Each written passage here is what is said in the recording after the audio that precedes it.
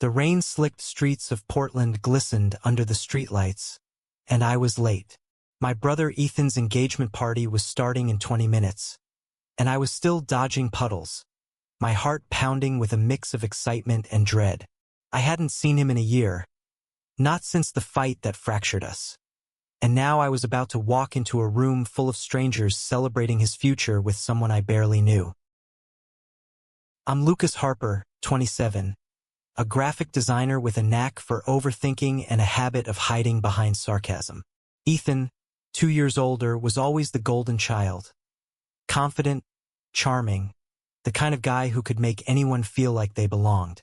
Growing up in our small Oregon town, we were inseparable, sharing late-night talks about dreams and fears under the stars. But last year, something broke. He came out to our conservative parents, and I, in a moment of cowardice, stayed silent as they tore into him. I didn't defend him. I didn't call him after he left. And now, here I was, clutching a bottle of cheap wine as I approached the trendy loft venue, wondering if he'd even want me there. The loft was buzzing when I slipped inside, all exposed brick and warm candlelight. People laughed, clinked glasses, and moved to the soft hum of jazz. I scanned the crowd for Ethan, my stomach twisting. Instead, I locked eyes with a stranger across the room. A guy about my age, maybe 28, with sharp cheekbones and blonde hair that caught the light like a halo. He wore a gray jacket over a white shirt, sleeves rolled up, and his gaze held mine for a beat too long before he turned away, leaving me oddly breathless. Lucas! Ethan's voice cut through the noise. He appeared out of nowhere, pulling me into a hug that felt both familiar and foreign. His dark hair was longer now, his smile as bright as ever, but there was a flicker of something in his eyes, hurt, maybe, or hesitation. "You made it," he said, stepping back. "I wasn't sure you would. Wouldn't miss it." I lied, forcing a grin. "So, where's the lucky guy?" Ethan's smile faltered, just for a second. "You'll meet him. Come on. Let's get you a drink." He led me to the bar, weaving through clusters of guests. I caught snippets of conversation. Friends from his new life in Seattle, colleagues from his marketing job, a few cousins I vaguely recognized. Everyone seemed to know Ethan in a way I no longer did. As we reached the bar, the blonde guy from earlier was there, leaning casually against the counter, a glass of whiskey in hand. Up close, his eyes were a piercing blue, and there was a quiet intensity to him, like he was always thinking 3 steps ahead. "Lucas, this is Caleb," Ethan said, his tone oddly careful. "Caleb, my brother, Lucas." Caleb extended a hand, his grip firm but warm. "Heard a lot about you," he said, his voice low, with a faint southern drawl that didn't match the Pacific Northwest vibe. "Ethan talks about you like you're a legend." I laughed. Awkward. "Yeah, well, he's been known to exaggerate." Ethan nudged me, but his eyes were on Caleb, and there was something in that look I couldn't quite place. Something soft, protective, almost possessive. I brushed it off, chalking it up to the weirdness of being back in his orbit after so long. We grabbed drinks, and Ethan was quickly pulled away by a group of friends, leaving me with Caleb. "So," I said, sipping my beer, "you're a friend of Ethan's?" Caleb's lips quirked, like he was in on a joke I didn't get. "Something like that. We met at a conference last year. He's hard to forget." I nodded, unsure why my chest tightened at his words. "Yeah, that's Ethan. Always the center of attention." Caleb tilted his head, studying me. "You don't give yourself enough credit, do you? Ethan says you're the creative one, the guy who sees things nobody else does." I shrugged, deflecting. "I just draw stuff. Nothing special." He leaned closer, his voice dropping. "I don't buy that. I saw your portfolio online. The way you use color, it's like you're painting emotions." I froze, caught off guard. Nobody ever talked about my work like that. Not even Ethan. Before I could respond, Caleb's gaze flicked past me, and he straightened. "Speak of the devil," he said as Ethan rejoined us, clapping a hand on my shoulder. The night blurred on laughter, toasts, stories about Ethan's adventures in Seattle. But I kept catching Caleb watching me, his eyes lingering like he was trying to figure me out. And every time Ethan looked at him, there was that same softness, that same unspoken connection. It hit me then, sharp and sudden. Caleb was the fiancé. Of course he was. The way they moved around each other, the easy familiarity, it was obvious. My stomach sank, though I couldn't say why. Maybe it was the guilt of being a lousy brother, or maybe it was something else, something I wasn't ready to name. As the party wound down, Ethan pulled me aside, his expression serious. "Lucas, I need to talk to you. Tomorrow, okay? Just us." I nodded, unease creeping in. "Everything all right?" "Yeah," he said, but his smile didn't reach his eyes. "Just need you to hear something from me." I left the loft that night with Caleb's blue eyes burned into my mind and Ethan's words echoing in my ears. The rain had stopped, but the air felt heavier than before. Something was coming, and I wasn't sure I was ready for it. The next morning, I met Ethan at a small coffee shop in the Pearl District, the kind of place with exposed pipes and overpriced lattes. He was already there, sitting by the window, his hands wrapped around a mug. He looked tired, like he hadn't slept, and for the first time, I noticed the weight he was carrying. "Lucas," he started, his voice low. "I need to tell you something about the engagement." My heart thudded. "Okay, what's up?" He took a deep breath, his eyes searching mine. "It's not what you think. I'm not the one getting married." I blinked, confused. "What? Then who?" "It's Caleb," he said, and something in his tone made my stomach drop. "And he wants you to be part of it." "Part of it," I repeated, my voice sharper than I meant. "What does that even mean?" Ethan leaned forward, his hands tightening around his mug. "Lucas, Caleb's been asking about you. Not just as my brother. He's interested in you. And I think you feel something too." The words hit like a freight train. My mind reeled, flashing back to Caleb's gaze. The way his hand had lingered on mine. The way my pulse had spiked when he spoke.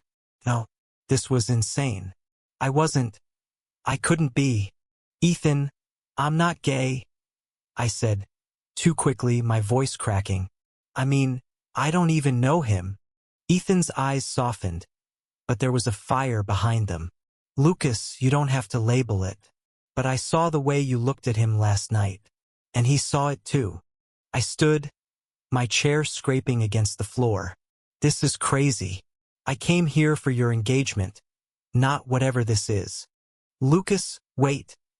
Ethan reached for my arm, but I was already moving, out the door and into the gray Portland morning, my heart pounding so hard I thought it might break. The Portland streets blurred as I walked, my sneakers slapping against wet pavement. Ethan's words clawed at me. "Caleb's interested in you, and I think you feel something too." It was absurd, wasn't it? I wasn't that guy.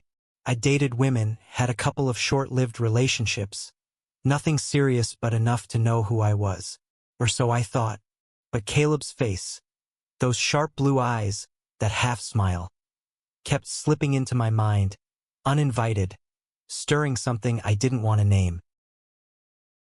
I ended up at Powell's Books, the sprawling bookstore that felt like a maze of comfort. I wandered the aisles, letting the smell of paper and ink ground me. My phone buzzed, Ethan probably, but I ignored it. I wasn't ready to face him. Not after he'd turned my world upside down with a single conversation. Instead, I grabbed a random graphic novel and sank into a corner chair, pretending to read while my thoughts spiraled. An hour later, I heard footsteps and looked up. Caleb stood there, hands in his pockets, looking like he'd just stepped out of a rain-soaked indie film. "Mind if I join you?" he asked, his voice gentle but steady. I wanted to say no, to tell him to leave me alone, but my mouth betrayed me. Sure. He sat across from me, close enough that I could smell his cedarwood cologne. Ethan said you might be here, said this place is your sanctuary. I snorted, closing the book. Yeah. Well, I needed somewhere to think. About what he told you? Caleb's eyes searched mine, not accusing, just curious. I shifted, uncomfortable. Look, I don't know what Ethan's playing at, but I don't do this. Whatever this is. Caleb leaned back, his expression unreadable. He's not playing at anything, Lucas. Ethan's just trying to be honest with you. And maybe with himself. What's that supposed to mean? I snapped, louder than I meant. A few heads turned, and I lowered my voice. He's my brother. He's supposed to be getting married, not setting me up with his friend. Caleb's lips twitched, almost a smile. Ethan's not getting married. I am. Or, I was supposed to be. He paused, his gaze dropping to his hands. My fiancé, ex-fiancé, called it off a month ago. Said he wasn't ready. Ethan's been helping me pick up the pieces. I stared at him, my anger fizzling into confusion. So why the hell is Ethan acting like? Because he sees something? Caleb cut in, his voice soft but firm. And so do I. Last night, when we talked, I felt it. You didn't pull away. You didn't want to. My face burned. I wanted to deny it, to laugh it off, but the truth was heavier than I expected. I hadn't pulled away. I'd leaned into it, into him, without even realizing. This is crazy, I muttered, running a hand through my hair. I don't even know you. Then get to know me, Caleb said simply. He slid a business card across the table, his name printed in clean black font. Caleb Monroe, architect. I'm in town for a week. If you want to talk, or just grab coffee, call me. He stood, and before I could respond, he was gone, leaving the card and a storm of questions in his wake. That night, I lay awake in my tiny apartment, Caleb's card burning a hole in my pocket. I kept replaying the party, the way his eyes had caught mine, the way Ethan had watched us like he was holding his breath. I wasn't ready to face whatever this was, but I couldn't ignore it either. By morning, I'd made a decision. Not a big one, just a small step. I texted Caleb, coffee. Tomorrow, 10 a.m. We met at a cafe near the Willamette River, the air crisp with the promise of fall. Caleb was already there, sketching something in a small notebook, his brow furrowed in concentration. He looked up as I approached, and his smile was like sunlight breaking through clouds. Glad you came, he said, closing the notebook. Don't get any ideas, I said, trying to keep it light. I'm just here for the coffee. He laughed, and it was the kind of sound that made you want to hear it again. We talked for hours about his work designing sustainable buildings, my love for illustration, our shared obsession with old sci-fi movies. He was easy to talk to, too easy, and every time our eyes met, my chest did something I couldn't explain. By the third coffee date that week, I was in trouble. Caleb wasn't just a guy I was getting to know. He was someone who saw me, really saw me, in a way I hadn't felt in years, maybe ever. But with every moment we spent together, the guilt grew heavier. Ethan had been trying to reach me, leaving voicemails I couldn't bring myself to answer. I was avoiding him not because I was angry, but because I was terrified of what he'd say, what he'd see. On Friday, Caleb invited me to a gallery opening downtown. It was one of those artsy events with wine and pretentious small talk, but Caleb made it fun, whispering sarcastic commentary that had me choking on my drink. As we stood in front of a massive abstract painting, he turned to me, his expression serious. Lucas, I need to be straight with you, he said, and the irony of his word choice wasn't lost on me. I like you, a lot, and I think you feel something too, but I'm not gonna push you. You need to figure this out on your own terms. I swallowed, my throat tight. I don't know what I'm doing, Caleb. It's new. And it's scary as hell. He nodded, his hand brushing mine, just for a second. I know, but I'm here. Okay? When you're ready. That night, I finally called Ethan.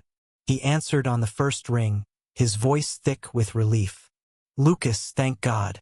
I thought you hated me. I don't hate you, I said, my voice breaking. I don't know who I am right now. There was a long pause, and when Ethan spoke, his words were careful but warm. You're still you, Lucas. And whoever you're becoming, I'm here for it. Always. The next few days were a tightrope walk. Caleb and I kept meeting, lunch at food carts, walks along the river, late-night talks over takeout in my cramped apartment. Each moment with him felt like peeling back a layer of myself I'd kept buried. But every step forward came with a shadow of doubt. What was I doing? I'd never questioned my sexuality before, never had a reason to. But Caleb's laugh, his quiet confidence, the way he listened like every word I said mattered, it was unraveling me. Ethan, true to his word, didn't push. We met for brunch one Sunday, and he kept the conversation light, talking about his new project at work, the dog he was thinking of adopting. But his eyes kept flicking to me, like he was waiting for me to say something. I didn't. Not yet. It was midweek when things shifted. Caleb invited me to his temporary studio, a rented space in an old warehouse turned artist collective. He wanted to show me his latest project, a model for a community center he was designing, all sleek lines and open spaces meant to bring people together. As he explained the design, his hands moving animatedly, I realized I wasn't just watching the model. I was watching him, the way his eyes lit up, the way his voice carried a quiet passion. I was falling and it terrified me. You okay? Caleb asked, catching me staring. I nodded, my mouth dry. Yeah, just your work's incredible. He smiled, stepping closer. Thanks. Means a lot, coming from you. The air between us felt charged, like the moment before a storm. I wanted to close the distance, to see what it would feel like to kiss him, but fear held me back. Instead, I changed the subject, asking about his plans after Portland. He was heading back to Seattle soon, he said, and the thought of him leaving twisted something in my chest. That night, I couldn't sleep. I kept thinking about Caleb, about Ethan, about the version of myself I'd always known.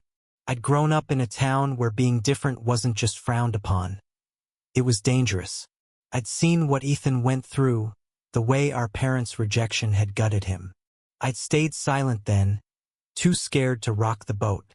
Was I doing the same thing now, running from something true because it didn't fit the life I'd planned? The next day, I called Ethan. We met at a park, the same one where his engagement party had been held. The gazebo was still there, fairy lights now dark in the daylight. We sat on a bench, watching kids play in the distance. I'm scared, Ethan, I admitted, my voice barely above a whisper. Caleb, he's different. He makes me feel things I didn't know I could. But what if I'm wrong? What if I'm just confused? Ethan turned to me, his expression soft but steady. Lucas, you're not wrong for feeling what you feel. You don't have to have all the answers right now. But you owe it to yourself to be honest. I nodded, tears stinging my eyes. I don't know how to do this. I don't even know what this is. He put a hand on my shoulder, the same way he used to when we were kids and I was scared of the dark. You don't have to do it alone. I've got you. And Caleb, he's one of the good ones. That evening, I invited Caleb over. We sat on my couch, a pizza box between us, the TV playing some forgotten movie. The tension from the studio was still there, humming beneath the surface. I took a deep breath, my heart pounding. Caleb, I need to say something. I started, my voice shaking. I don't know what I'm doing, or what this means, but I like you, more than I thought I could. And it's freaking me out, but I don't want to run from it. Caleb's eyes softened, and he reached for my hand, his fingers warm against mine. "Lucas, that's enough for now. We don't have to figure it all out tonight. Just let's see where this goes." He leaned in, and for the first time I didn't pull away. His lips brushed mine, tentative at first, then deeper, and it was like the world clicked into place. It wasn't perfect, wasn't certain, but it was real. The weeks that followed were a whirlwind. Caleb and I fell into a rhythm. Dates at quirky diners, late-night walks through Portland's neon-lit streets, moments stolen in quiet corners where the world felt like it belonged to just us. Every touch, every glance, chipped away at the walls I'd built around myself. But doubt lingered, a shadow I couldn't shake. I was 27, and I'd spent my life believing I knew who I was. Now, every step with Caleb felt like stepping into a new version of myself, one I both craved and feared. Ethan was my anchor. We started talking more, rebuilding the bond we'd lost. One night, over beers at a dive bar, I told him about the kiss. His face lit up, but there was a flicker of something else. Worry, maybe, or guilt. "You okay with this?" I asked, my voice low. "I mean, Caleb was your friend first." Ethan laughed, but it was strained. "Lucas, I'm the one who saw this coming. I want you to be happy. Both of you. But be careful, okay? Caleb's been through a lot." I nodded, but his words stuck with me. Caleb didn't talk much about his past, but I'd caught glimpses. Mentions of a broken engagement, a family that didn't speak to him anymore. I wanted to ask, but every time I got close, he'd deflect with a joke or a change of subject. Then came the night that changed everything. Caleb had been quieter than usual, distracted. We were at his studio, surrounded by blueprints and half-finished sketches. I was sprawled on a couch, watching him work, when he suddenly turned to me, his expression raw. "Lucas, I need to tell you something," he said, setting down his pencil. "About my ex, about why things ended." I sat up, my heart thudding. "Okay, I'm listening." He took a deep breath, his hands clenched. "His name was Ryan. We were together for 3 years, engaged for 1. I thought he was it, you know? But he couldn't handle the pressure. His family, his job, the way the world looks at 2 guys in love. He walked away, said it was too hard." I reached for his hand, my chest aching. "I'm sorry, Caleb. That's awful." He shook his head, his eyes glistening. "That's not the worst part. The worst part is I didn't fight for him. I let him go because I was scared too. And now, with you, I'm terrified of making the same mistake."